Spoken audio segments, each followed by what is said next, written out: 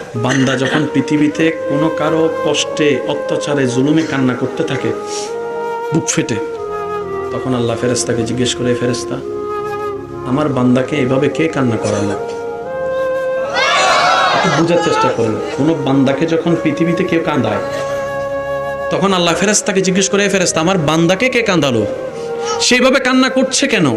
তখন ফেরেশতারা বিস্তারিত বলে, আল্লাহ তার বাপ নাই তো, এতিম, মাথার উপর থেকে বাবার ছায়া যাওয়ার পরে তার বাপ চাচা যারা সবাই তাকে অত্যাচার করছে। রব বলে যে আমার বান্দার কেউ নাই সেজন্য তাকে জ্বালাচ্ছে। ফেরেশতা তোরা সাক্ষী থাকিস, আজকে থেকে এই বান্দার সাথে আমি আল্লাহ আছি, আমি আল্লাহ আছি।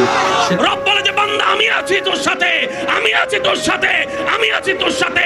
তোর ডাক বাবা শুনবে না, ভাই শুনবে না, তোর পক্ষে কেউ কথা বলবে না, আমি আল্লাহ কথা বলবো, আমি আল্লাহ কথা বলবো, আমি আল্লাহ কথা বলবো। এদিকে বান্দার চোখের পানি পড়ে, মজলুমের অন্তর থেকে আবের হয়, সেটা আল্লাহর দরবারে পৌঁছে যায়, দোয়া কবুল হয়ে যায়।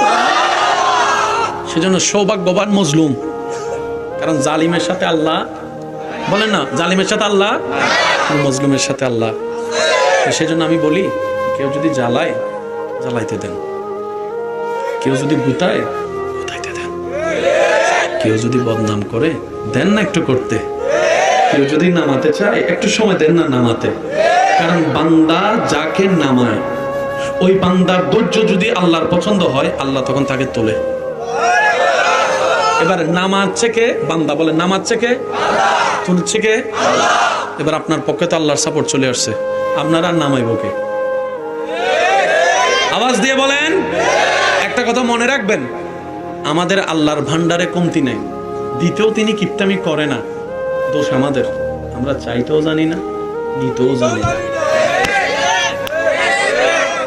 আপনার রবকে রহমান, আপনার রব হচ্ছে আল্লাহ যিনি রহমান, আপনার নবীকে রহমাতুল্লিল আলামিন। তা আপনার রব রহমান, আপনার রবের মতো রব কারো নাই। আপনার নবী রহমাতুল্লিল আলামিন, আপনার নবীর মতো জাহানে কোনো নবী নাই। আপনার আমার এই রব এবং নবী থাকার পরেও যদি না হয়,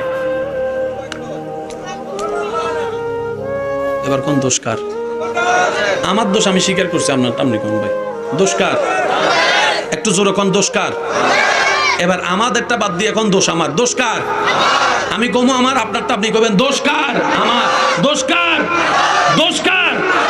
নিজের দোষে নিজে করতে পড়ে আছি, নিজের ভাই নিজে বাপ নিছে, আমি যে চালাক। আওয়াজ দিয়ে বলেন ঠিক কিনা? আল্লাহ আমাদেরকে বুদ্ধিমান হওয়ার তৌফিক দান।